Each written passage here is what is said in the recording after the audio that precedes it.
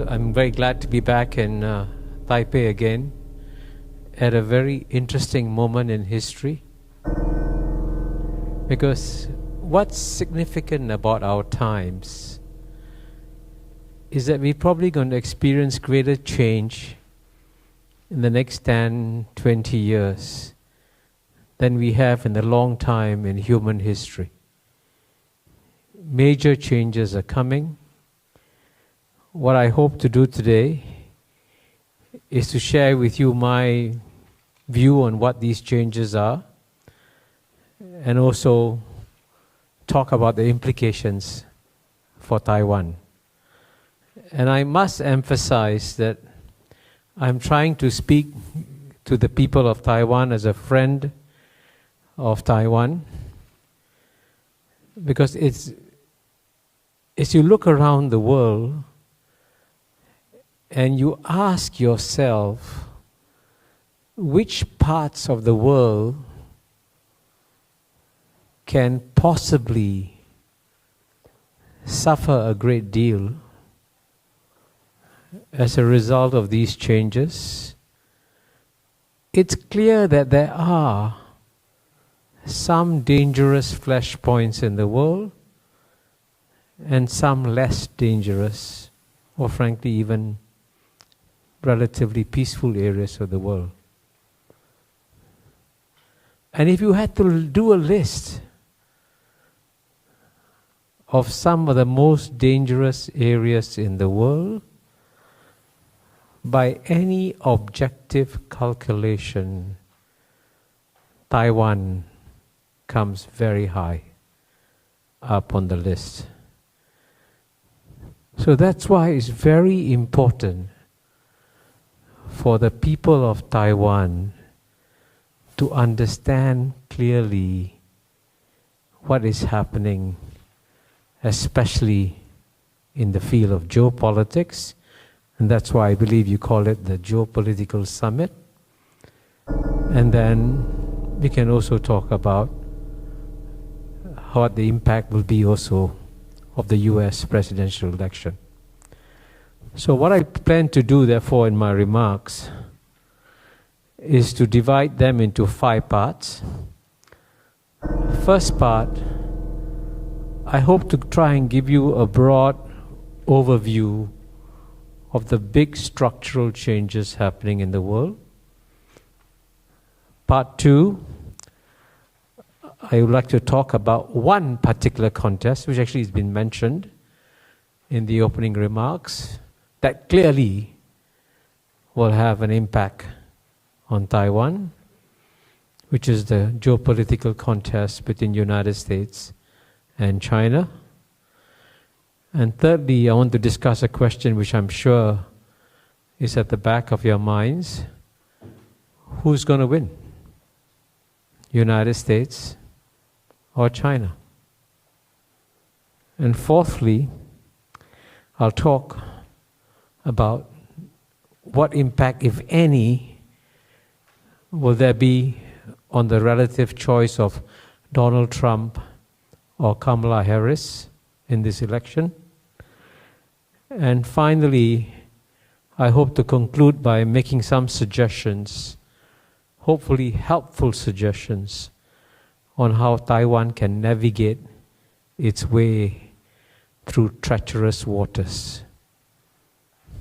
So let me begin in part 1 by talking about the larger structural changes. And it's important to emphasize here that these structural changes are phenomenal. I'll just give you one example, right? For the past 200 years, in one way or another, world history has been dominated by the West. Clearly. In fact, 100 years ago, every corner of the world was all colonized by Western powers. My ancestors come from India. In the year 1924, 100,000 Englishmen could rule over 300 million Indians. Isn't that stunning? Isn't that amazing? That was the world, that was the West. So Western power has continued for a very long time. But we are now clearly reaching the end of the era of Western domination of world history. But I hasten to add that the end of Western domination of world history is not the end of the West. The West will still remain the single strongest civilization, still have an impact on the world, but its ability to dominate the world is disappearing. And I just to give you one concrete example. As you all know, after Russia's invasion of Ukraine, which as you all know, clearly was illegal under international law, many countries, in fact a majority of countries in the world, condemned the Russian invasion of Ukraine. And in response to the invasion, the West imposed sanctions on Ukraine, thinking, hey, this is the right thing to do. And the international community will, of course, support the West in imposing sanctions on Ukraine. That would have been a natural thing that the West expected. But instead, 85% of the world's population did not follow the West in imposing sanctions on Russia. 85% of the world did not follow the West. So paradoxically, what the West thought was a move that would end up isolating Russia ended up actually in a move that showed the relative isolation of the West from the rest. And the waking up of what I call the global South, who, by the way, represent 88% of the world's population. The West only represents 12%. The 88% which were dormant for a long time have woken up.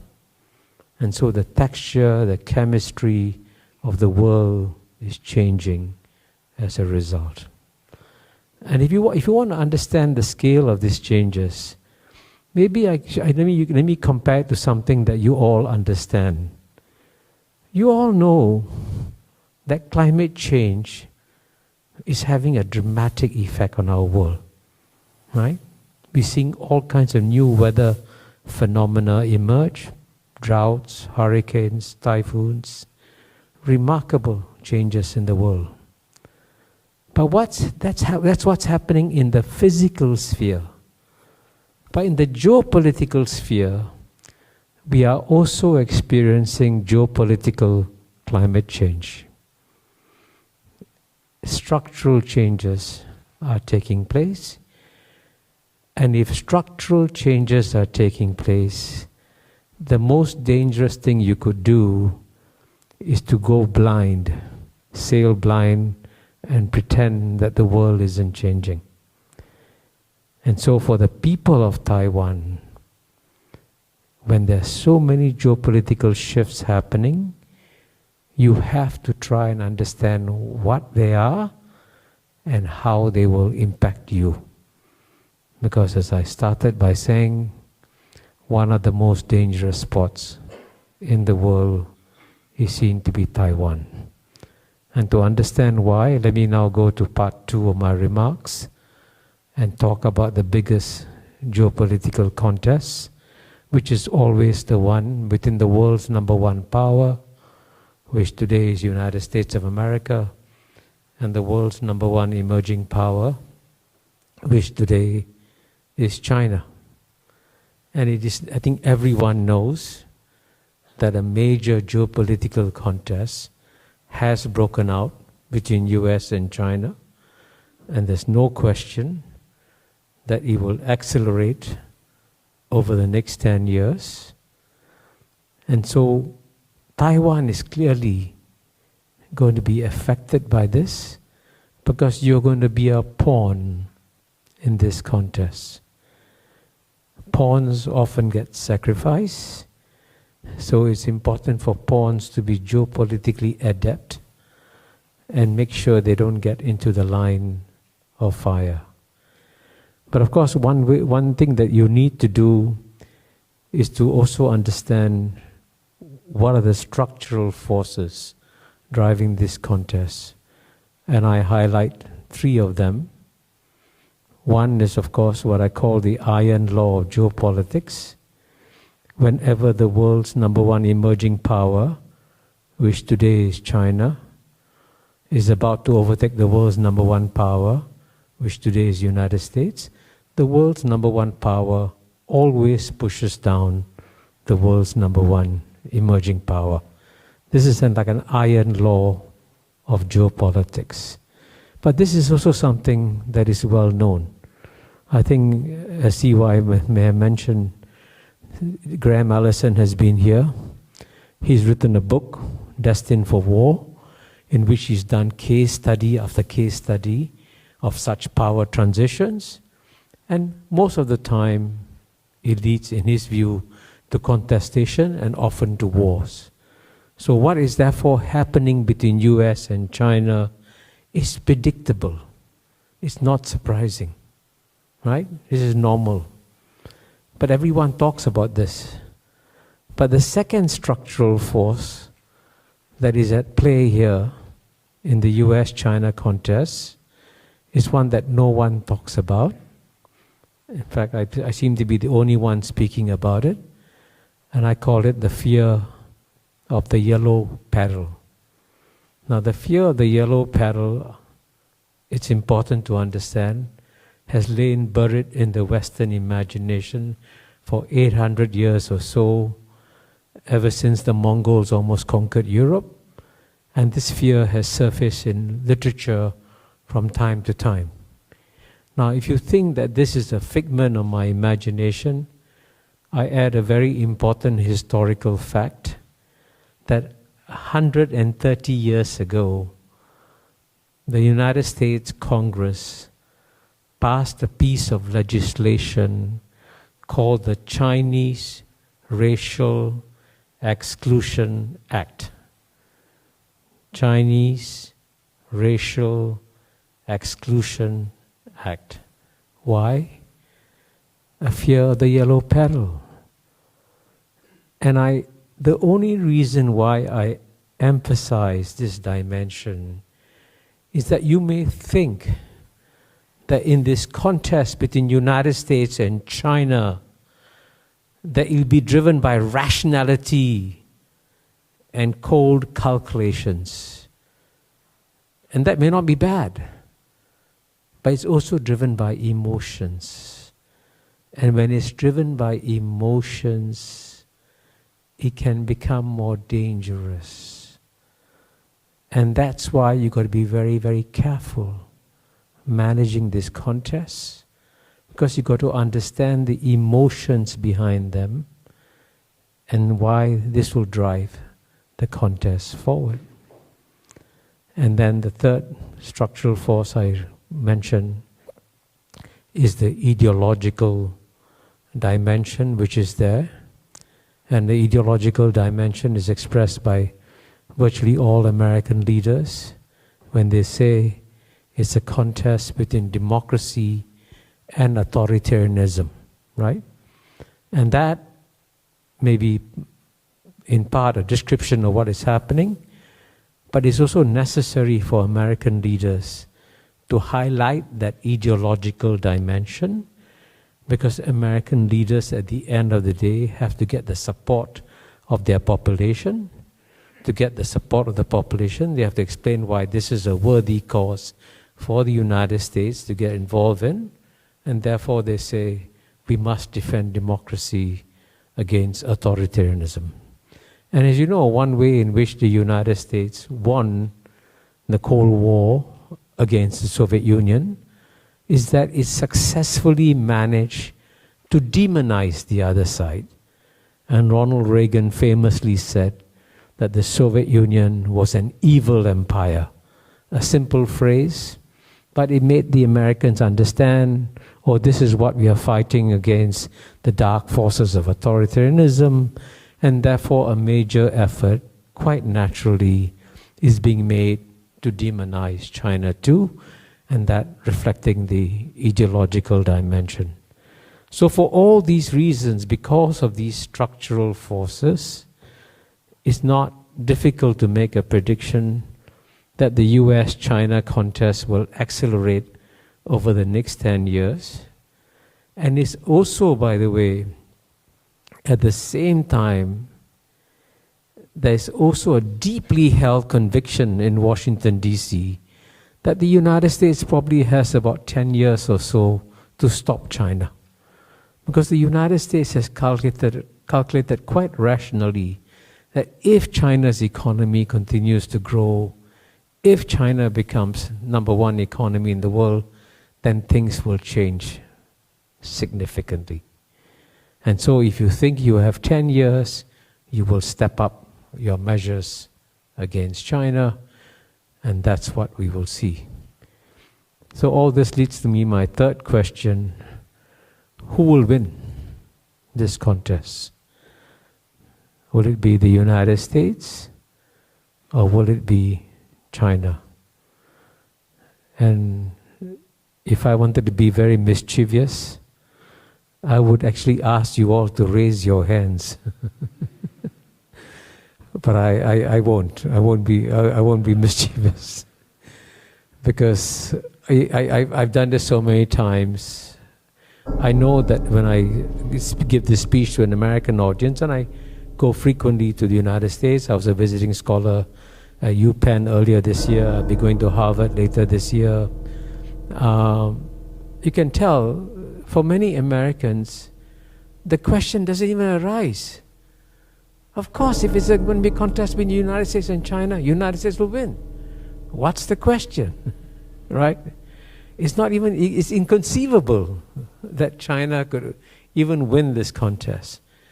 But increasingly, when I give these speeches about US-China to Asian audiences, I find increasingly, to many Asian audiences, the feeling is that it's China that is winning the contest. So I cannot obviously tell you who's going to win this contest, because what's amazing about this contest and what makes this contest really special is that we have never seen two powers with the size and scale of United States and China going at loggerheads with each other. The Soviet Union never came close to overtaking the American economy in the way that China is doing so. So it's different. And both these societies have remarkable strengths. Remarkable strengths. And I'll just mention perhaps 3 remarkable strengths of China and 3 remarkable strengths of the United States. And they are strong in very different ways. In the case of China, if I had to list 3 remarkable strengths, the first one I would mention, which is an obvious one, that it represents the world's oldest continuous civilization. Some say 5,000, some say 4,000 years old. But there's no question that China is the world's oldest continuous civilization.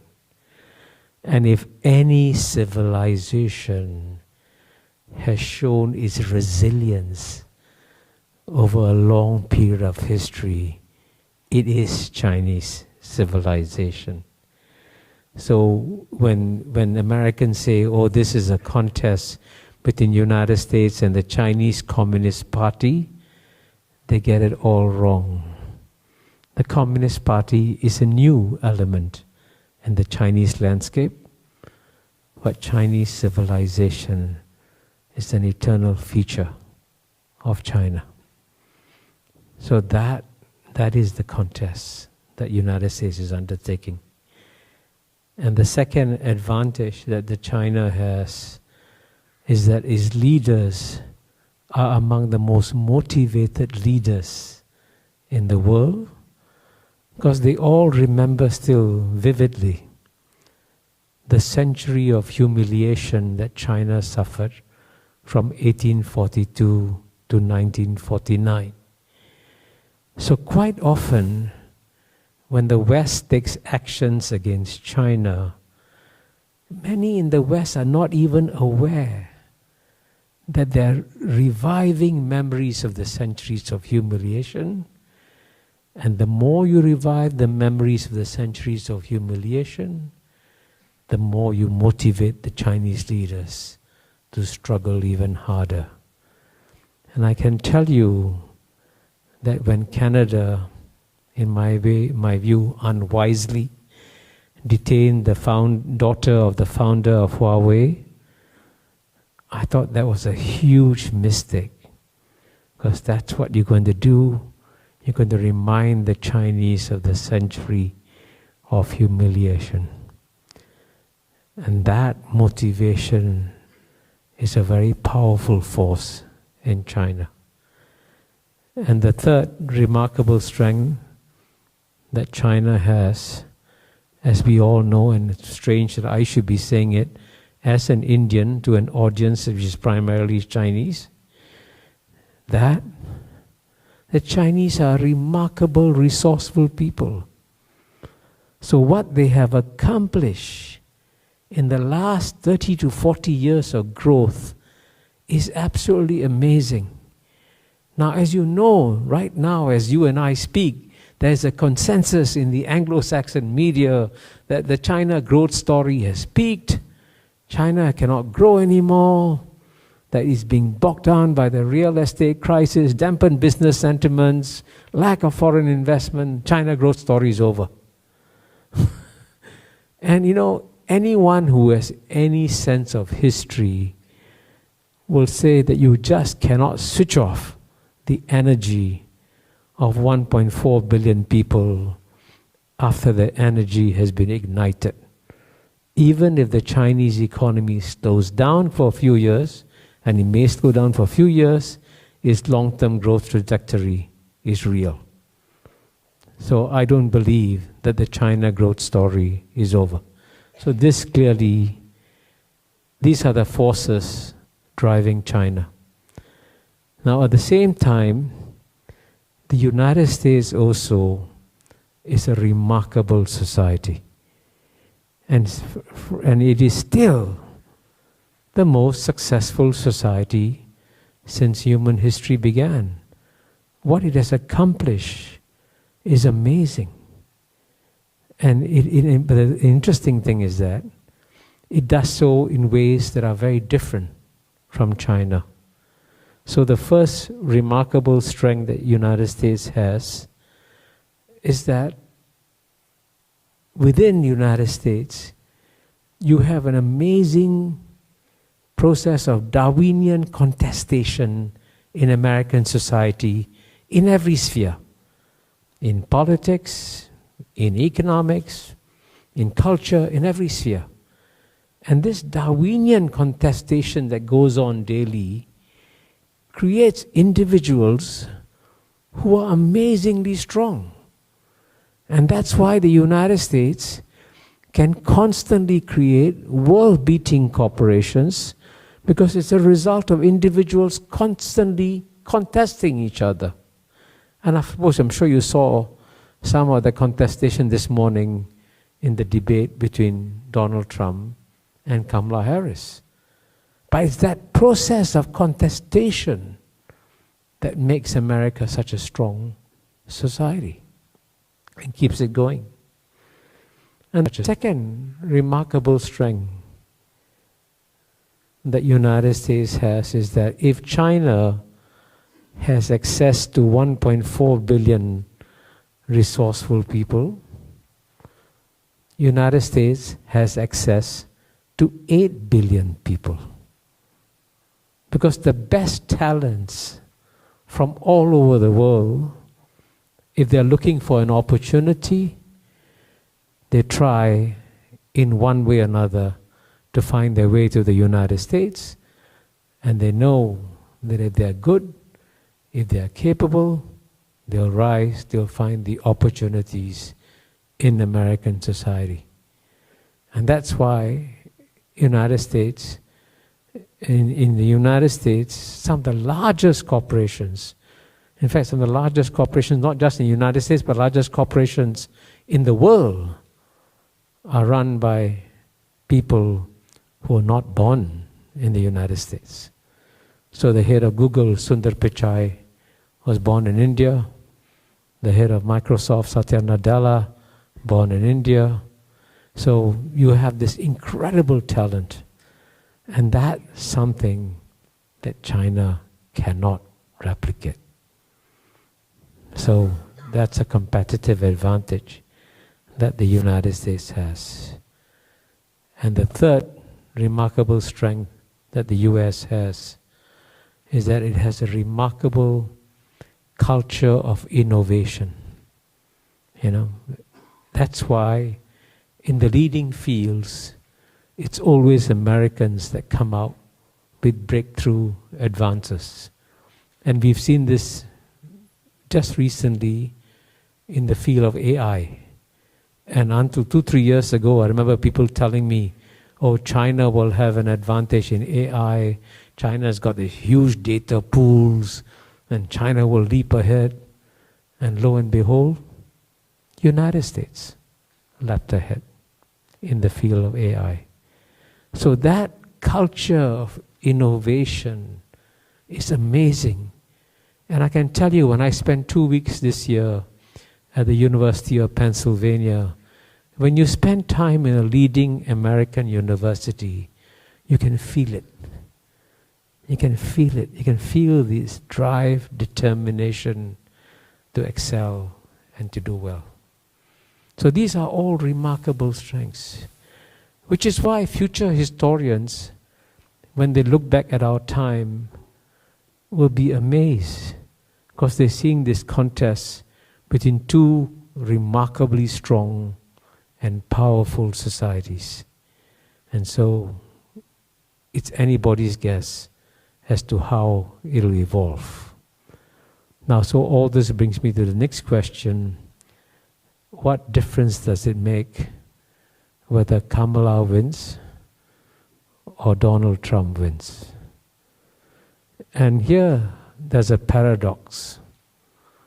On the one hand, I can confidently say nothing will change, because this contest, as I explained earlier, is driven by structural forces, not by personalities. Whether it's Donald Trump, Kamala Harris, or anybody else, the US-China contest will continue. It's driven by structural forces. But on the other hand, everything may change, because the style, and sometimes to some extent the substance, of Trump's and Kamala's responses to this US-China contest clearly will be different in many significant ways. And I'm sure that if you are a leader of China trying to decide who's better for China, is it Donald Trump, is it Kamala, it's a very tough choice, because both have their advantages and their disadvantages for China. And maybe that's one way of me spelling out the differences between the two from the point of view of China. How will China be impacted by Donald Trump or by Kamala Harris? So what are the advantages of Donald Trump for China? Well, the number one advantage is that unlike Joe Biden, and probably unlike Kamala Harris, who worked very hard to get the allies of the US to come along in this contest against China, and this is what the Biden administration is most proud of. They feel that this is no longer a contest between US, China. They've tried to get Japan, South Korea, Australia, the Europeans more involved in the contest against China. But as you know, Donald Trump doesn't believe that allies are assets. He believes that allies are liabilities. And so he's always asking, what have you done for me lately? And as you know, he tried to increase the spending by Japan and South Korea even in his first term. And when he comes back, he will probably insist that the allies pay more. That's going to alienate the allies. And I'm told that he may even ask Taiwan to pay more. So that's how he treats his friends and allies. So if he alienates allies, that's a plus for China. And the second thing about Donald Trump is that he's incredibly erratic. And because he's erratic, he will also alienate other countries. And in contrast between an erratic Donald Trump and a predictable China, countries will say, okay, I'd rather work with a predictable China than with an erratic Donald Trump. And so that's also a plus. And another possible plus that Donald Trump could provide is that he's a deal maker. He is prepared to sacrifice anything if it thinks it will be good for him and it will be good for the United States of America. So, and this is why Taiwan has got to be very careful. I mentioned earlier that you're a pawn. Taiwan will be easily sacrificed in a deal if something can be obtained in return for China. And geopolitics is a very cold and cruel business. Countries have been sacrificed, territories have been sacrificed consistently in geopolitics if you're not careful. And Donald Trump will have no hesitation. I mean, as you know, even in his first term, even though South Korea had been a very strong and close ally of the United States, he didn't even consult South Korea when he decided to go to North Korea. That's the kind of person he is. So that may be an asset. But of course, Donald Trump also poses dangers to China. Because, as you know, his Secretary of State in his first term was Mike Pompeo.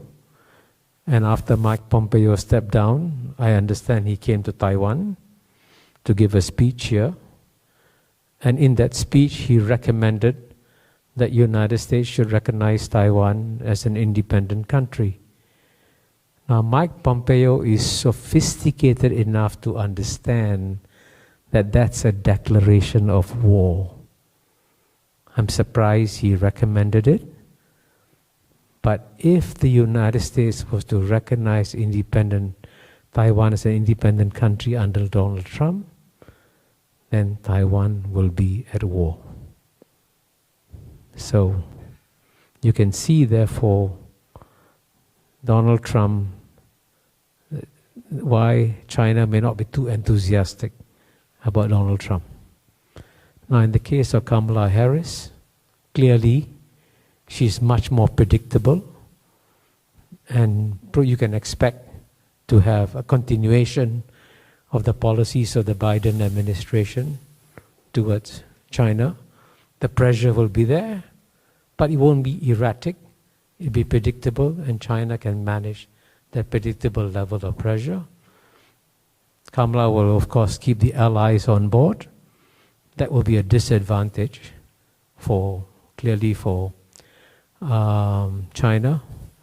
And Kamala, of course, will keep up the pressure on Russia and Ukraine, and she said so in the debate today. So in that sense, she will be just effectively a continuation of Joe Biden, but of course with a lot more energy and drive than Joe Biden had. So you can see from the Chinese point of view, there's no clear preference within Donald Trump and Kamala Harris, and they will live with whoever is elected by the American people. So finally, I see I have about 3-4 minutes left. What should be the wisest thing for Taiwan to do? I think it's extremely important for Taiwan to be aware that at such a dangerous time like this, you've got to be very careful with what you do. I know that there are people in Taiwan who believe that what will be good for Taiwan is independence of some kind. That would be dangerous under any circumstances, but it would be especially dangerous at a moment like this.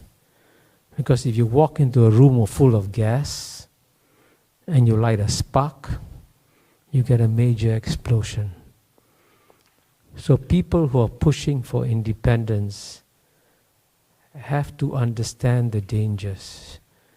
And there's also one paradox here. The goal of pushing for independence is to have greater freedom of action, to be able to do more things that you think you can do if you're independent. Effectively, though, if Taiwan pushes for independence, Taiwan is going to become more and more isolated globally. Because right now, one of the great benefits of being a Taiwanese is that you have a passport that is recognized and accepted 150, 160 countries around the world. But just imagine if you push for independence, you force countries to decide, do I want to recognize Taiwan as independent? I guarantee you this. The majority of countries will not recognize Taiwan as an independent country. This is a geopolitical reality. So what you do, therefore, in pushing for independence is to lock yourself up into a small jail and throw the key away. Now, this may be a beautiful island to live in, but your capacity to travel and to engage the world will be diminished, especially now, because it's such a dangerous moment in history. I also know that people here who believe that perhaps you could go to the UN and get some support in some way or another. Having been an ambassador to the UN for over 10 years, I can tell you that UN ambassadors are incredibly astute in their understanding of global geopolitics. They know what needs to be done. And they also know, many of them, if you force them to make a choice between China and Taiwan, there is no choice for them. Their ties with China have gone up by leaps and bounds, right? Take trade between China and Southeast Asia. In the year 2000, trade between US, China and ASEAN was only $40 billion in 2000. By 2022, it had become $975 billion, almost $1 trillion. Southeast Asian countries cannot sacrifice $1 trillion in trade. A country like Brazil, that's far away. It took Brazil 20 years ago, 1 year, to export $1 billion to China. Now it takes Brazil 60 hours to export $1 billion to China. And you're asking the Brazilians, choose. So therefore, it's very important if the people of Taiwan want to preserve the peace that they have had, you must understand what a complex, difficult geopolitical environment is arriving your way. Please be extremely alert. Please be extremely careful, because if you're not, the consequences can be very painful. Thank you.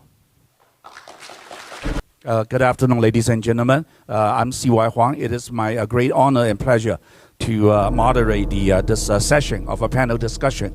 We just heard two excellent and outstanding speeches from two outstanding gentlemen, Professor Kishore Mahbubani and Professor Su Qi. I think that gave a lot of lesson. I think today we have people from the business community, from academia, from government or ex-government. But I do hope that some of our government leaders will be here. That unfortunately they are not, but we have a lot of media attending today. So hopefully they will share some of the observation key points of today's the conclusion to our leaders. And this session, we have approximately 60 minutes. Because Kishore arrived at Taiwan last night, he has to go back to Singapore. Immediately after the session, you are all aware he's starting a Asia-wide book launching campaign. I hope some of them, if his new book will be Chinese version will be published at the end of October, but his previous book, he has China Wang, and also Su Qi's book, is available for sale outside at the book stand. And but this afternoon session, we have another guest who is a female, and she's equally outstanding, the most probably knowledgeable, capable, and charming lady I have known for a long time, Joanna Lei. And she, some of you might know her on the YouTube or some other program. She is a commentator, both domestically and on international occasion on geopolitical issues. So and this morning, I was amazed because we had an indoor, closed session, and Joanna was at the one hand participating in our panel, the closed-door discussion. On the other hand, following the U.S. presidential debate, and at the end of the session, she gave us a summary of the presidential debate. So that truly demonstrates that she is indeed a 女超人, a Wonder Woman. And then she is, if you think Kamala Harris is any good, then you have the Taiwan Kamala Harris. Joanna Lei, may I asking you to say a comment, about what you just observed on the first half. Thank you. And thank you. When Paul invited me, he gave me a mission impossible. That is to say something smart, succinctly, in 10 minutes after two great minds. So in 10 minutes, I would try to do, hopefully, something that would add a little perspective to our discussion today. When we heard Kishore and Su Qi, they clearly laid out the world we're in. And I'd like to just add another perspective, which is geoeconomic rather than geopolitical. And hopefully that will bring our discussion to a full circle on what we are really observing. So for 10 minutes, I have some quick presentation for you. Next page. Next page. If we look at today, next page and the next page, the 2 pages are, am I to control myself? Who is going to help me? Maybe you can help me, just 10 minutes. If we look at the world today from a 500-mile perspective, there are 2 very clear wars in the world. One involves Europe, another involves the Middle East. Next one. And both will have huge impact, like Kishore was saying, will have huge impact in our world and in the world order. Next page. So let's take a look. In addition to just having a tug of war point of view of how US and China are divvying power, let's take a look at a possibility that US-led world order is now at a bifurcation point. there are two different forces pulling the world. There are two polarizing forces. One is the traditional USA plus, which is geopolitical. You have something like NATO and the old TPP and so on and so forth. Another one is a new emerging force, which is PRC-led, PRC plus, which is primarily geoeconomic. One relies on geopolitical might, another relies on geoeconomic influences, such as the Belt and Road Initiative, and so on and so forth. By definition, when you talk about geopolitical influences, it has to work in a mutually beneficial way. It has to work in consensus. And this new way of looking at the world, two different forces polarizing the world, will have a more diverse view on how the world may evolve. So now take a look at the 2024 election. In the United States, you may take Kamala or Trump in terms of their perspectives and how they plan to use government budget. So one would primarily focus on military and security, another would probably focus on social issues and so on and so forth. This morning we heard Kamala said what she intends to spend in terms of building back a middle class. But all of this will also have a huge impact on the already terrible deficit, which is about $35 trillion. And that particular deficit has some components. One is you have huge mandatory spending, Social Security and healthcare. Those are mandatory spending. Then after the mandatory spending, you do debt service and you have some discretionary spending. So where would you spend the discretionary spending would have a lot to do with the rest of us in terms of the world. And they would also have differential impacts on the United States domestically. Some would impact the rich, the haves, and some would impact the have-nots, the middle class to a lower middle class. So let's tie everything together. Yesterday, Peter Peterson is one of the foundations that I look at all the time. They issued a recent analysis from the Penn-Wharton budget model saying that the expected program by Kamala would increase the U.S. deficit by $1.2 trillion in the next 10 years, and the program by Trump would increase the deficit by $5.8 trillion in the next 10 years. So this is an economic perspective. This will impact how America can and would execute their geopolitical or geoeconomic programs. Next page, please. So I'm trying to lay out some more complicated things to make your life more interesting. In addition to the existing Pax Americana, which we all understand has a world order or the rule-based order primarily decided by the United States, the world is evolving into a multilateral order, and at least there are two major factors. One is the regional and multinational associations or alignments are getting increasingly more powerful. Starting from RCEP to BRICS, to G20, to Shanghai Cooperation Organization, and to other regional organizations in the Gulf, in Africa, in Americas. So the regional forces are coming back, and by definition, it's the beginning of a multilateral order. The other one is the emerging hub and spoke alignments, not only with the United States as the hub, but also China as the new hub, which is the geoeconomic order. So the world is now a little bit more complex. The next page. Let's make it even more complex. There are new drivers moving our world forward.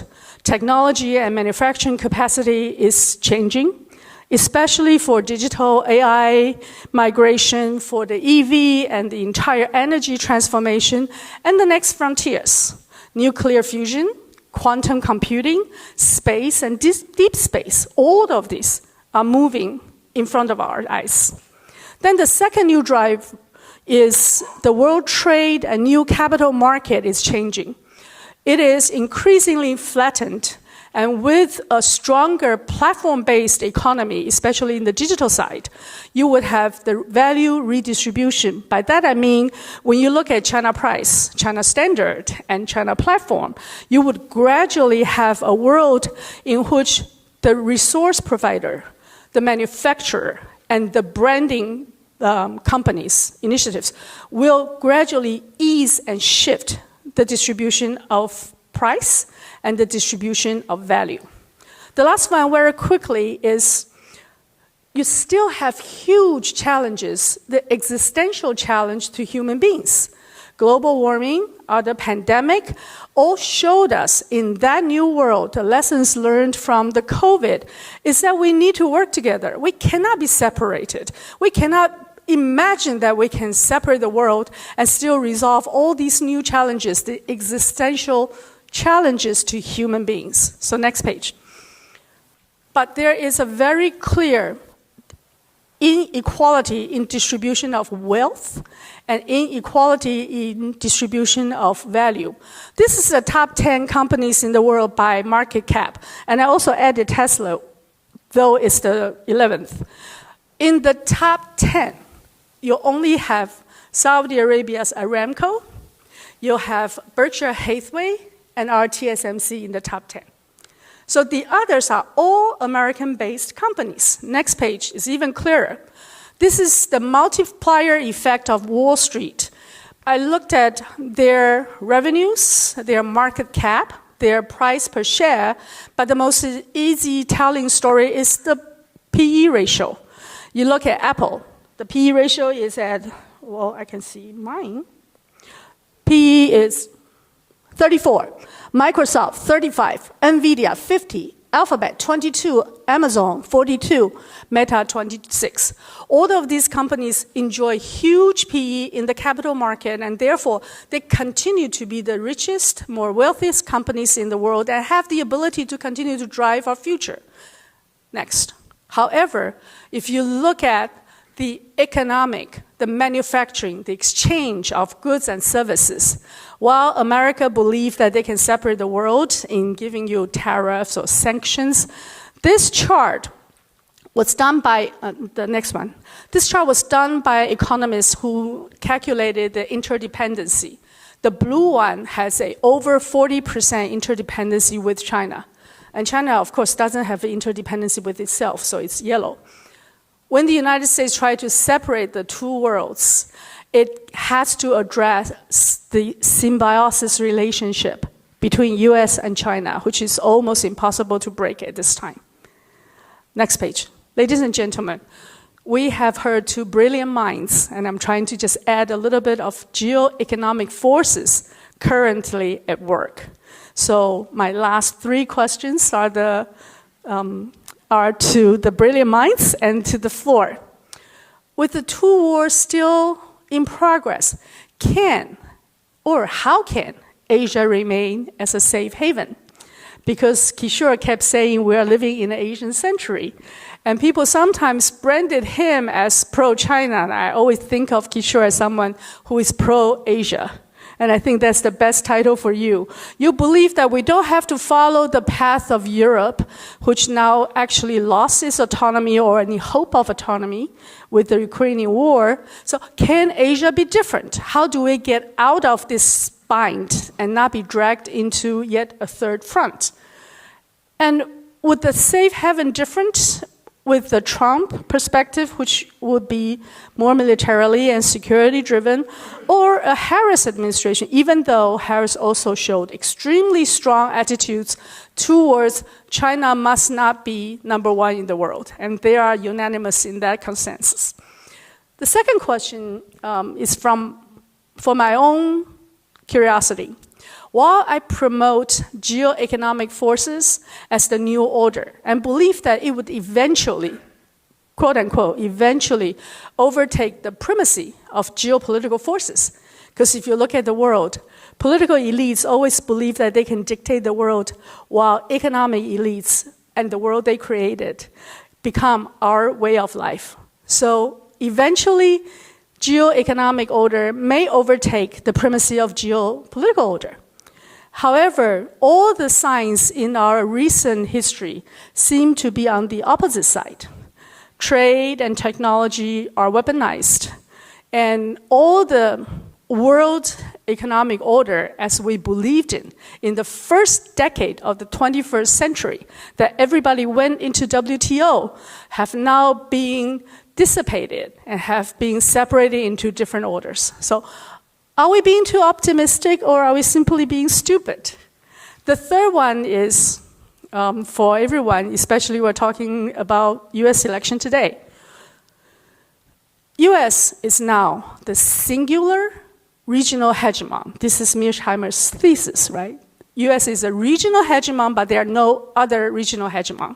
Or there's no opportunity for other regions to have their regional hegemon. So when US is a singular regional hegemon, will this status last with the Trump or Harris administration? If yes, in what way, shape, or form? If no, when and where will we see the first crack? So with that, let me conclude. Please join me in thanking the two brilliant minds, and we have left them 3 huge questions. Thank you. Thank you. Thank you, Joanna. Yeah, 这工作人员把这页留着啊，继续放在那页。Okay, thank you for your brilliant summary of the putting to the economic and the financial and technological aspect in addition to the geopolitical ones. You know, I think give us a perspective. I would on your third question actually is the first. I'm going to ask Kishore. You know, basically you predict the rivalry between U.S. and China, and you say that the U.S. is maybe ahead in 10 years, and then China will eventually catch up. And what the U.S. is trying to do is to prevent China catch up. You know, that is where the conflict coming from. And then last year, one of the speakers, Graham Allison, in his book, the Destined for War. You know, what is that series? I don't know how to pronounce it. To sit at the C series, you know. So the Destined for War, you know. But so back to this, you know, what is the end game? You know, what can you analyze for us? What is the U.S. trying to do at the end? Keep knocking China down, and what is China trying to do? And Xi Jinping recently said that he has no intention for become a superpower. He said Chinese is peace loving. You know, they have relations with a lot of other countries. They don't try to impose its own value to other countries. So maybe you can share some light with us about what U.S. trying to aim in the end. What is China trying to aim in the end?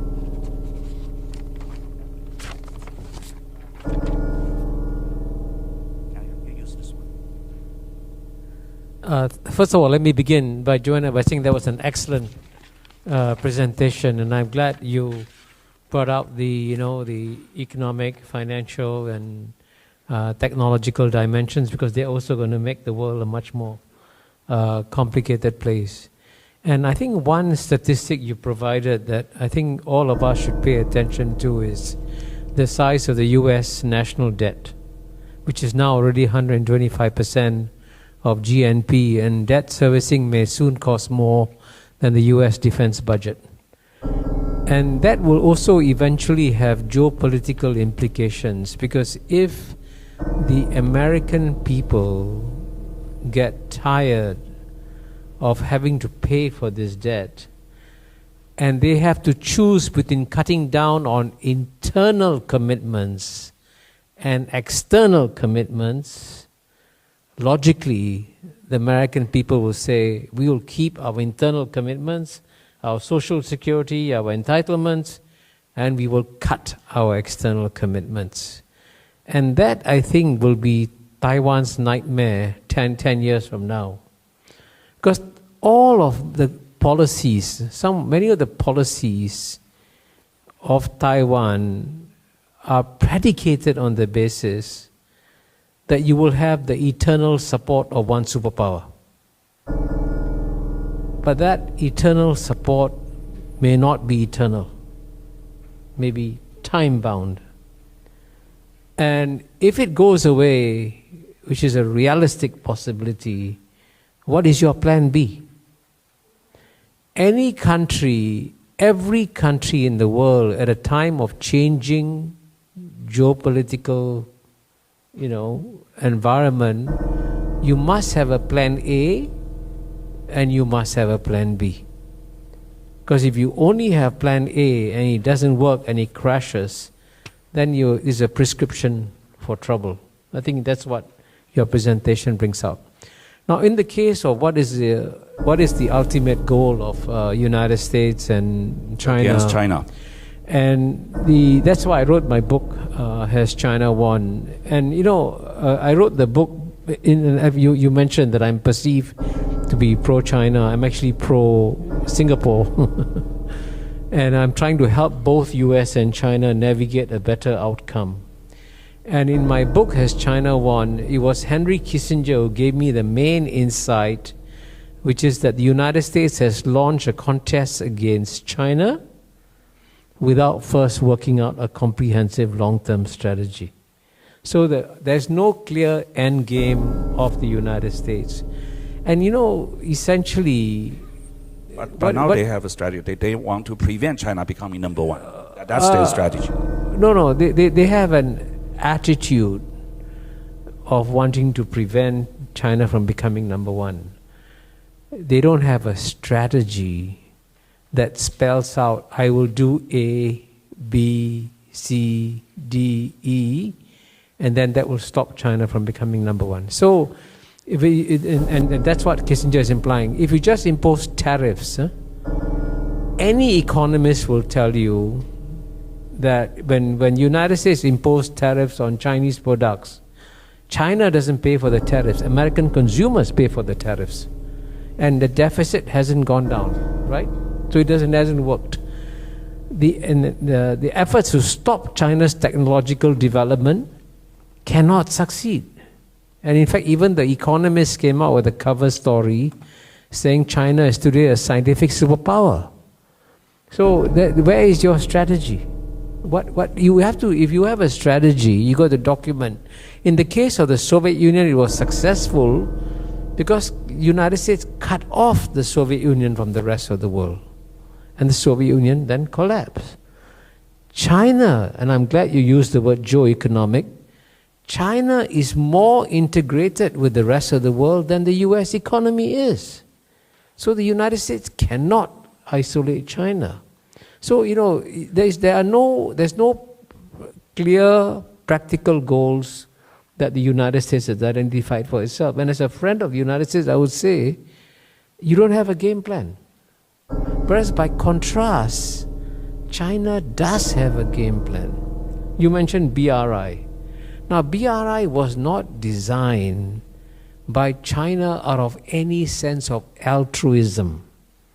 China wasn't going out there with a big heart trying to save the world. China was doing something that is in China's long-term interests. To have countries have such deep connections with China that they won't give up they won't contain China. So whatever China has been doing, therefore, is part of a systematic, comprehensive strategy. And the United States, as of now, doesn't have a matching strategy. And so for the people of Taiwan, you got to figure out, in a contest between someone who has a strategy and someone who doesn't have a strategy, are you betting on the right horse? Right? So these are the sort of hard questions that you have to answer.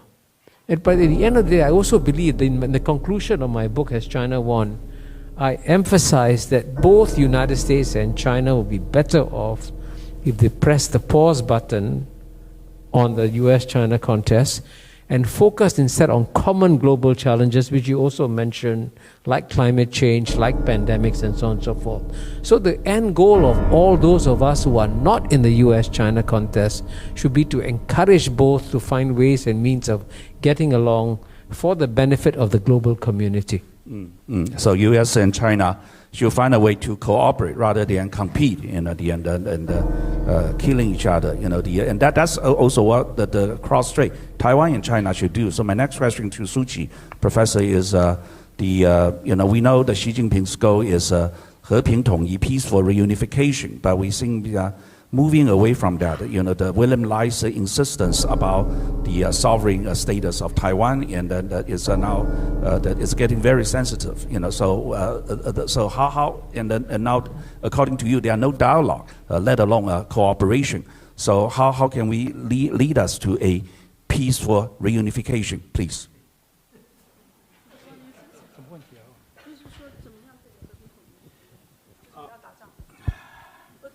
Well, 麦克风打开了，可以讲。 as I said in my PowerPoint,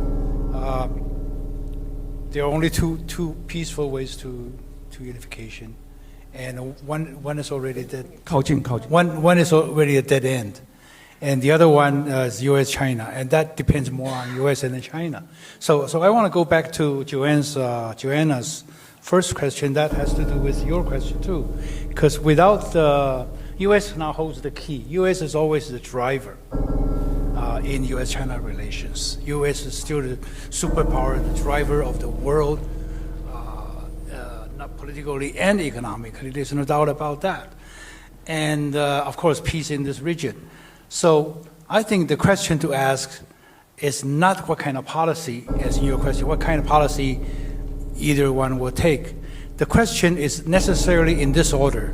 First, who is going to win? Harris or Trump? Secondly, by what margin? This question is oftentimes ignored, neglected. Third, what policy he or she will take. So this is the third question. But I think we should start from the first question. Who will win? Frankly, I don't know. I don't know. I don't want to pretend that I'm expert. I'm not. And I don't even want to venture to guess. But what I do know is that second question, unfortunately, right now, is more important than the first question, because the guy or the lady who wins will have to win big in order for the country, for the U.S., to return to normal life. If not, if Trump wins big or loses big, the U.S., my hunch, will plunge into some sort of disorder. Let me explain. The previous election, Trump lost by 3 million popular votes. He claimed that all these 3 million are voted by the illegal immigrants. So next time, if he loses again by a small margin, let's say 3 million, or maybe a little bit more, he would say once again, my victory is stolen by Democrats, and his crowd would rise up in arms. There are 300 armed militias in the U.S. right now. 200 of them are Republican inclined, and 100 is Democrat inclined. And out of the violence committed in the last 3-4 years, again, 2/3, according to a U.S. police report, 2/3 are by the Republicans' armed militia. So if he wins, if he loses by small margin, U.S. will plunge into chaos and over the country. I cannot predict where. So and we don't have to even talk about policy, because this question would consume our energy for quite a few months. And if he wins by small margin, and let's assume Democrats will take it lying down. I'll live with it. Too bad. We accept the result. Then it's okay. If not, if the 100 armed militia inclined toward Democrats, if they would rise up somewhere, also it's a smaller scale violence. But if the Democrats take it lying down, and Donald Trump will be very much a lot of people in the U.S. now calling him a dictator, and I agree. He will be a dictator because he will be untouchable. He would be an Iron Man, political Iron Man, 钢铁人. Nobody can touch him. because he has brought together all the Republicans, all the people who were moderate Republicans, either kicked out or they gather around him. So this time I look at his campaign. The discipline shown by his campaign team is much better than previously, which means his control of his people is much more solid than before, which will go into his administration. He will not be treated as a child by McMaster, by Mark Milley, and the type. They treat him as a child. They need supervising by the adults. So he will be the adult. And again, if he happens to win one of the houses or the Senate, he would be even more powerful. Most importantly, the judiciary is 7-2 in his favor in the Supreme Court. So out of the three powers, he would have at least two. At least two. He will be dictator. He can do anything he wants. So what he will do, I think most likely he will, quote unquote, reform the federal government. I happen to have found a footnote. It's a small footnote in a very thick book. I happen to see it. It's done by it's a Bloomberg opinion survey, which asked 12,000 federal officials who donated to 2020 campaign. Asked them, whom did you donate to? 84%, guess what? 84% to Biden, and not to Donald Trump. No wonder Donald Trump always suspected that there's a deep state. There's a deep state in federal government. 84%, not surprisingly. So at the same time, Democrats control media. I would estimate at least 85% of the media, and academia, most of the elite universities, and entertainment, Hollywood, in the medical, medicine area. I mean, just about. I mean, Democrats really are in solid control of the country. So if he's voted into the administration, and I think he would change, revamp. So and of course on foreign policy, he would also be able to do whatever he wants, So the margin counts. But the problem with Donald Trump is that he just may, according to my study, my understanding of the U.S. military, he just may split the U.S. military. It may sound surprising to most of you. U.S.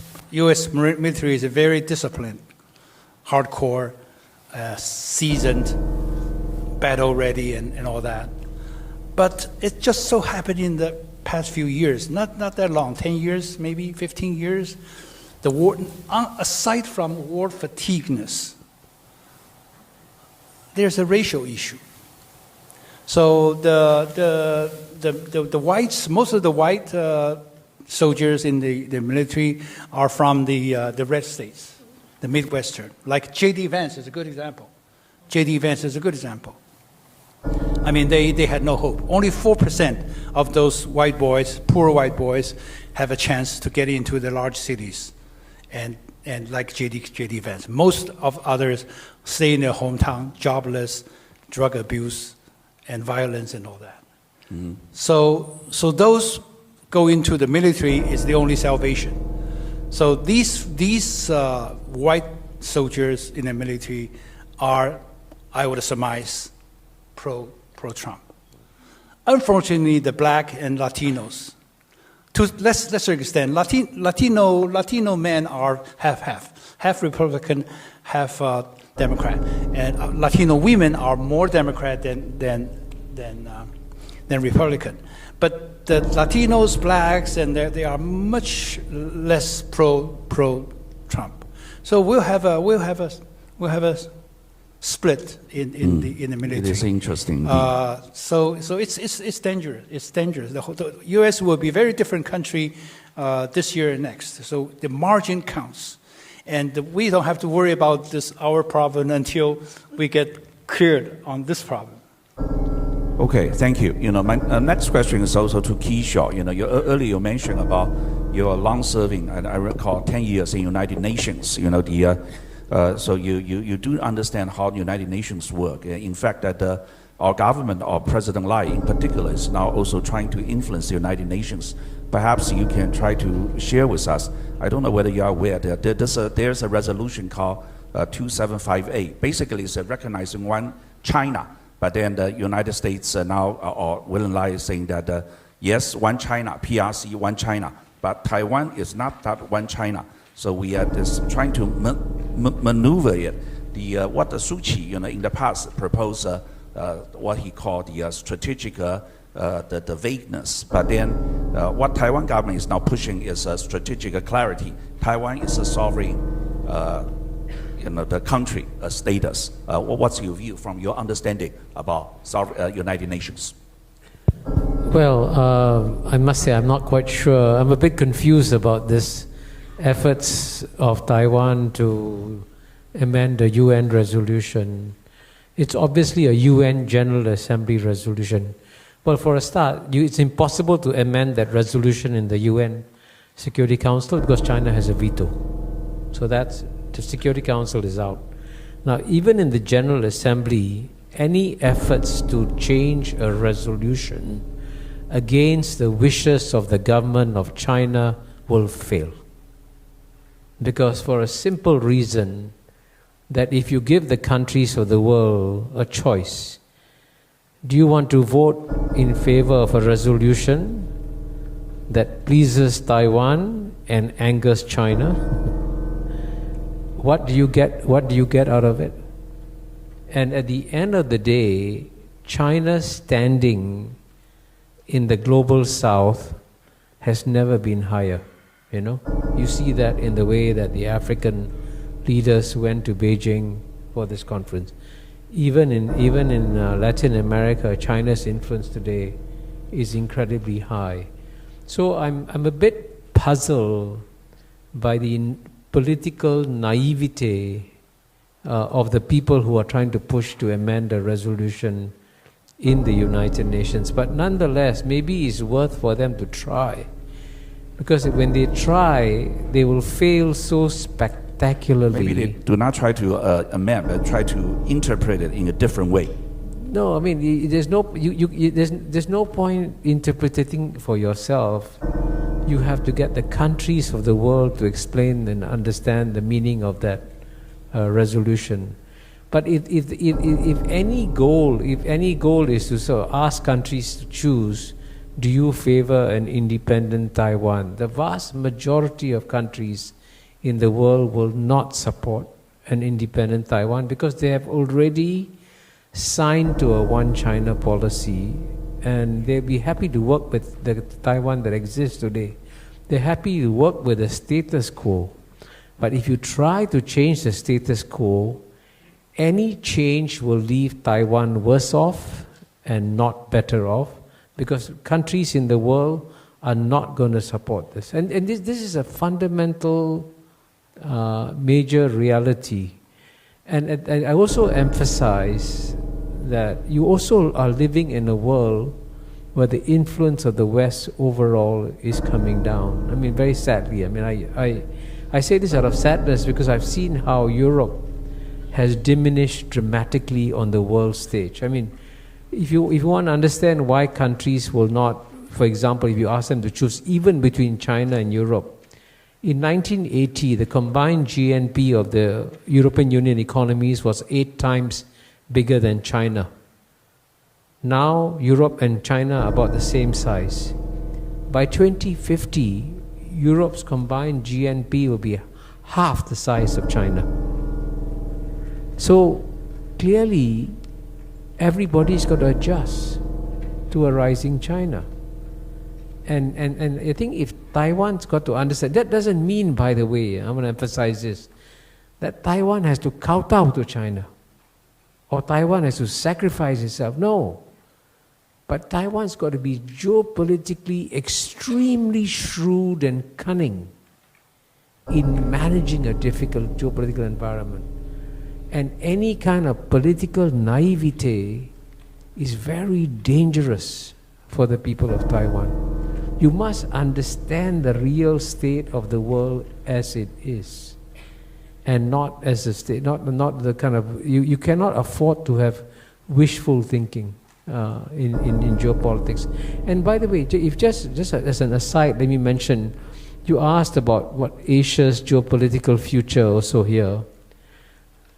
You know, most people in Taiwan are not aware that one key reason why there has been no major war in East Asia for 45 years is because there's an organization called ASEAN, Association of Southeast Asian Nations, that has done a remarkable job of being able to convene all the great powers to come and attend ASEAN meetings every year. And then ASEAN provides the opportunity for everyone to talk to each other. And this is an incredible contribution by ASEAN to the peace of Asia. And the sad part is, most people in Taiwan don't even know this. But this is your geopolitical environment. You must understand what are the forces that can lead to a war. We are excluded. We are not in RCEP. We are not in CPTPP. Yeah. But I think, but this is where you got to understand the forces that are at play. Following on that, very interesting. You mentioned Southeast Asia, ASEAN, and I myself, in particular, the organizer of the event, set up a organization called SIA, Southeast Asia Impact Alliance. And a lot of things not only happened in cross-strait in Taiwan lately, but also more so in Southeast Asia, in particular, Philippines, South China Sea. So there are people saying now that what's happening in South China Sea probably is even more dangerous than Taiwan. Do you want to comment on that? People say maybe some war or whatever, confrontation going on there, and then and also we are in the conjunction of U.S. election, and then it's the things out of control, and the U.S. is too busy on its domestic election, cannot control it, and Taiwan may be in danger. What's your view? Well, I would say that the South China Sea, there are some potential problems. There have been skirmishes. You've seen the skirmishes between China and the Philippines. Although I want to add a very important point here. Neither China nor the Philippines has fired a gun, which is very significant, This is something you must notice. The weapons that are being, you showed us the pictures of Ukraine, you showed us the picture of Gaza. How would they look if they use water cannons instead of real cannons, right? So the reason I emphasize that dimension is that the Asians know how to exercise restraint, and they have exercised restraint in that area.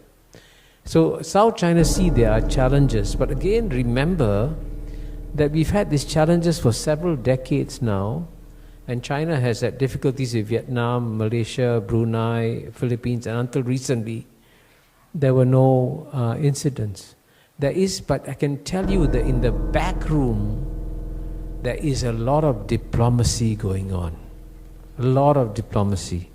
And the most distressing statistic that was given by Suu Kyi is that you used to have 20 channels of communication with China, and now you have 0. That is incredibly dangerous, because you must always establish your channels of communication before a crisis. Don't wait for the crisis to come and set it up. And by contrast, so you understand the difference, among the ASEAN countries, and ASEAN is the most diverse region of planet Earth, we have over 1,000 meetings a year. Over 1,000. Can you imagine every day the face-to-face contact and the trust and confidence in each other that is built up by these constant meetings. So when you go from 20 meetings to having 0, you are creating a very dangerous, vulnerable point. And that's why ASEAN, in many ways, teaches the rest of the world how to do things.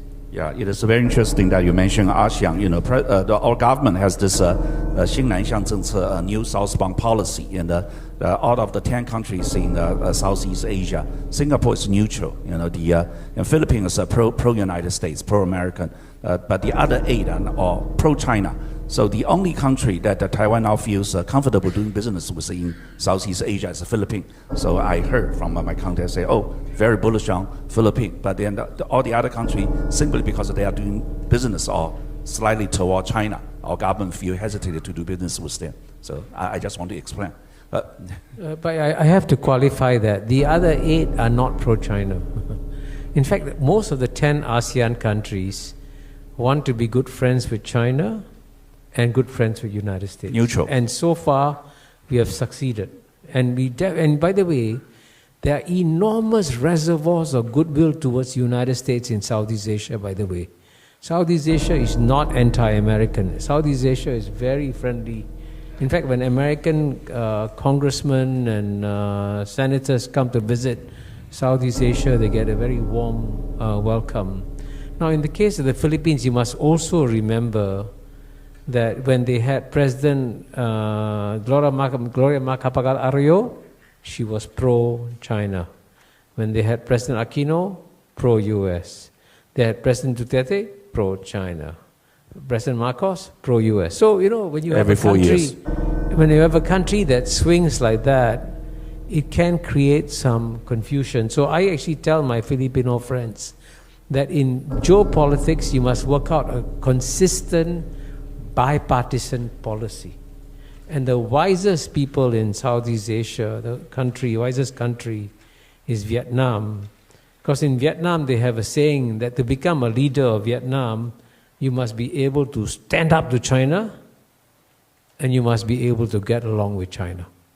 If you cannot do both, you cannot be a leader of Vietnam. And that's what the countries in Southeast Asia also are trying to do. So, you know, in diplomacy, a lot can be achieved if you're careful, subtle, and sophisticated in your approach and not black and white in doing your things. Yeah, thank you for the clarification and the great insight. I want to ask you the last question before I open to the floor. You know, we talk about, you know, you also talk about the decline of the West, the rise of Asia, and the decline of America, United States, and the rise of China. You know, we can see in so many cases, technology. You know, Apple just launched iPhone 16, and Huawei launched a new folded three-way. You know, the cell phone that is unparalleled, and then the BYD.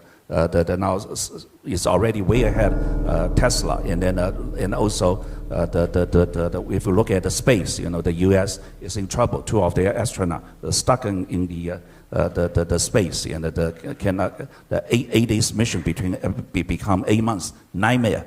And then but these are rising China, the inevitable trend. You know, how will U.S. counter that? And Taiwan is in particular in a sensitive position because the only thing China is maybe not so good is chips, semiconductor. Taiwan is very strong, and U.S. also trying to control that. So what I'm seeing is the first question. This Asia rise seems inevitable, and we are very tricky in an extremely sensitive time. Taiwan is a very sensitive period, and Taiwan with the great technology of semiconductor chips also caught in between. What's your advice to Taiwan? Well, I must emphasize that when I talk about the decline of the West, it's a relative decline, not absolute decline. I mean, the Western countries will still remain wealthy countries. They're not going to go into poverty. But their relative share of the global GNP is shrinking. And also when I talk about Asia, it's not just about China. You have 1.4 billion people in China, you have 1.4 billion people in India, and India is going to do very well. The Indian economy is already the 5th largest economy. It will be the 3rd largest economy by 2030. And then you have ASEAN with 700 million people.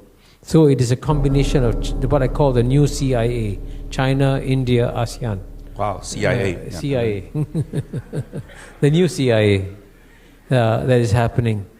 And so on your question of technology, it's very clear that TSMC must retain the trust and confidence of the US government. Very important. Because, if you lose it, then people in Washington, D.C. may advocate crazy options. You had the former presidential candidate Vivek Ramaswamy. I'm sure you know what he said. He said what the United States should do, if in case China invades Taiwan, the United States should bomb TSMC, destroy it completely so that China gets nothing. Now that's a very irresponsible statement by an American leader. But it shows you, therefore, how you got to be geopolitically sophisticated. And in the case of TSMC, because the United States regards it as so important, you have to retain the trust and confidence of the United States. But on the other side, I've said this in an article which I published with the former president of Hong Kong University of Science and Technology, Tony Chan. All the efforts to stop China's technological development cannot succeed. Because China has shown time and again that when you try and stop China, China overcomes it. They tried to stop China from having nuclear weapons. China developed its own nuclear weapons. United States refused to cooperate with China in outer space. China set up its own international space station. And as you can see, right now Chinese astronauts can travel out and back more easily than American astronauts can, which is quite a remarkable change. So in this game, therefore, what we need to do is very gradually and slowly persuade American policymakers that all their efforts to try and stop China are not going to work. Instead, what we should all be doing is learning to work with a new China that is strong and powerful. And the good news is that at this stage, the Chinese leaders are happy to work with the rest of the world to create a rules-based multilateral order that will work in the interest of all powers, including United States, including China, including Southeast Asia and everyone else. So we still have the opportunity to have a better world if we press the pause button on the US-China geopolitical contest. Thank you so much for the good advice. We're now open to questions. We have an extremely intelligent, inquisitive audience here. Anybody would like to, please raise your hand. 工作人员准备好麦克风，看看问问题。We have anybody would like to ask questions? Yes, Paul. 前面麦克风在前面，工作人员跑过来。I would like to ask a question to Kishore. Okay, you are Indian, living in Singapore, Singapore citizen. I would like to ask a question. What do you view on China and India in the future? Okay, it seems to me they are not get along very well, and a lot of border incidents. Okay, what's your view? Do you think that China and India will get along in the future, or it is because U.S. is pushing India against China? Thank you. Well, I can tell you that I share your concern, Paul, about the future of China-India relations. Because China-India relations today, they're not bad, they're very bad. Unfortunately, relations were quite good until about, I would say, 4.5 years ago. They were both, in fact, the two leaders who had spent more time meeting each other was the Prime Minister of India, Modi, with President Xi Jinping. But unfortunately, there was an incident in June 2020 in Galwan at the border between China and India where Chinese and Indian soldiers died. And that has set back relations between China and India quite badly. But having said that, I think both sides also realize they have to keep their relations stable. So, for example, even though there are no bilateral meetings between the Chinese leader and the Indian leader, they meet regularly in multilateral settings. So they meet at meetings of G20, they meet at meetings of BRICS, Brazil, Russia, India, China, South Africa, BRICS. So there are ways and means. So I think as of now, especially after the election of Prime Minister Modi, now I think both sides are going to try and see if they can stabilize the relationship a bit. India and China will never become close friends, but if they can just have a normal working relationship, then I think that will be okay. That's the best you can aspire to have. 有没有下一个问题？请举手。We have the next. At the end, 最后面，刚才戴眼镜那位先生。对，就这位先生。麻烦您站起来，让他能看到。Well, I have a question for Joanna. I think for Asian countries, you're saying that you can be friends with both China and the U.S. at the same time.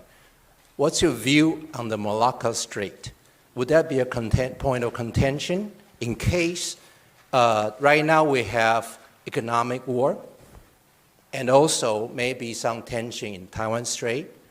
But should the case be maybe the military confrontation start to heat up, would Malacca Strait be a point of contention? I have a second question, but that's for Kishore. For us, we are not in a position of power, not in Taiwan, not in the US, nor in China. So for people like us, more pragmatically, how do we position ourselves, I mean investments-wise, to navigate this tough water for the next 10 years? Street. I worked in Singapore for 7 years. Malaysia is my second home. I go all the time. Of course, it's one of the major choke points in the world. So when we look at choke points in the world, actually a lot of them are inflamed. Look at Suez Canal, look at the southern tip of the Red Sea, and so on and so forth. So if there are additional tension, because India is also working in occupying one of the islands next to the Malacca Strait. So if there were additional tensions, I think the other plans will be executed or accelerated, such as the Thailand Canal Plan or other plans to bypass the Malacca Strait, which will be quite terrible, to be frank, for Singapore as a very major harbor and free port for the world trade. But there will be other plans, especially for oil and gas transportation and the lifeline of all the transportation. So now if we look at the world around us, there are 3 or 4 major choking points. One is Taiwan Strait, the other is Malacca Strait. And these two, if going into any kind of trouble, then the United States has a new thesis. This is a new playbook. It didn't happen before. The new playbook is the tension across Taiwan Straits is jeopardizing world economy and jeopardizing the flow of goods across the world. And that would be another way of getting international involvement for a potential conflict in Taiwan Straits. And may I just add, this is a new playbook. It didn't happen before. Thank you. Thank you, Joanna. Next question, please. Oh, yes. Oh, yeah, sorry. Yes. Your question is, what can people like you do if you have no influence? And I would say it's very important for the public in Taiwan to also understand why is Taiwan in such a dangerous situation. The people must understand this. And some effort must be made to educate them. Because what is tragic here is that it's so easy to avoid war in Taiwan. Very easy. Right? Keep the status quo. But why risk it then? Why try to nibble away and try little things here, little things there, when they will not in any way enhance your security and in fact endanger your security? So Taiwan needs to exercise a tremendous amount of strategic discipline and being extremely careful if you want to preserve the peace here. But the people must be aware of it. So the people must also be told. And here the advantage we had in Singapore is that the founding generation of Singapore's leaders, and I discussed that in my memoirs, Living the Asian Century, Lee Kuan Yew, Goh Keng Swee, Rajaratnam, they were geopolitical geniuses. Geniuses. And that's how I learned so much from them. And they understood what you need to do, when you need to speak out, and when you need to keep absolutely quiet. Just say nothing. And quite often, in many diplomatic situations, saying nothing is the best thing to do. So Taiwan should therefore learn to take an extremely low profile and be very, very careful of people who fly here claiming they want to defend you. I mean, Nancy Pelosi did an incredible amount of damage to Taiwan. There's nothing positive that came out of her visit, except that she became famous in the United States. So if people like that come to help you, be careful. They only want to use you as a stepping stone for their personal needs. And if you suffer, that's of no consequence to them. We have time for one last question, if there's any. Over there.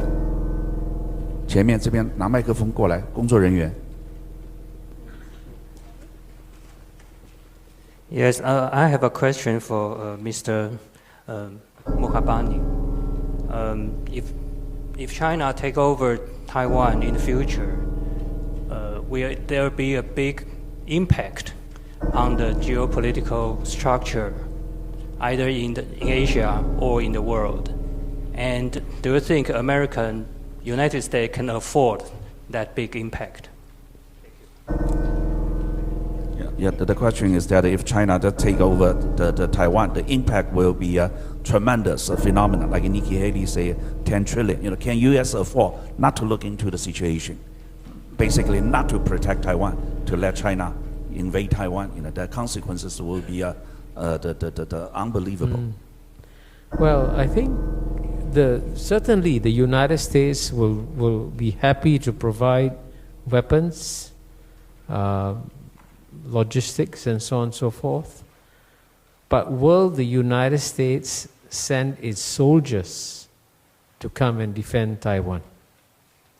And up to now, there has been a very clear implicit understanding among all the nuclear powers that their soldiers will not confront each other on the battlefield because there's a danger of escalation leading to a nuclear war.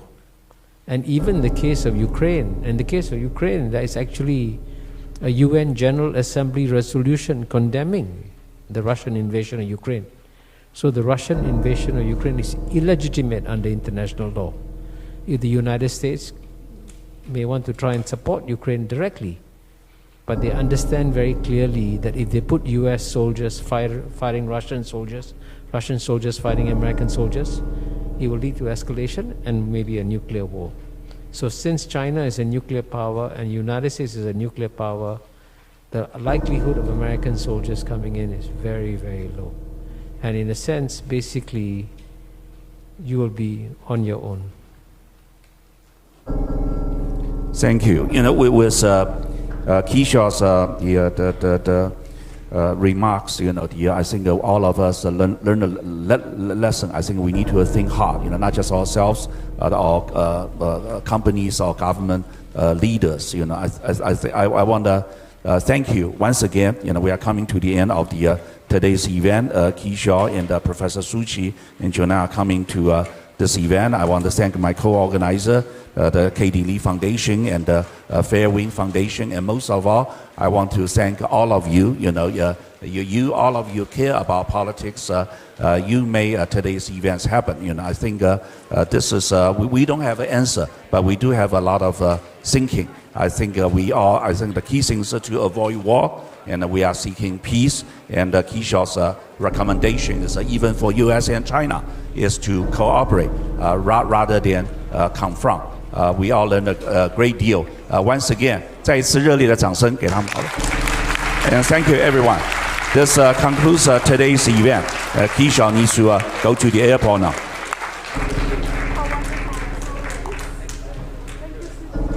朋友都知道我是很挑剔的，防晒乳我选 KISS 皇家呵护抗光清爽高防晒凝露，因为它有媲美蓝光神盾的抓藻植萃，保护我在阳光下延缓肌肤老化，维持青春弹力，可以防御工作环境里的3C 商品，各种光源对肌肤的伤害，擦起来清爽不黏腻。我特别喜欢它做到海洋友善。365天，天天抗光抗老化，是我的保养日常。你呢？呵护你，呵护全家人，专属你的 KISS Royal Care 抗光清爽高防晒凝露。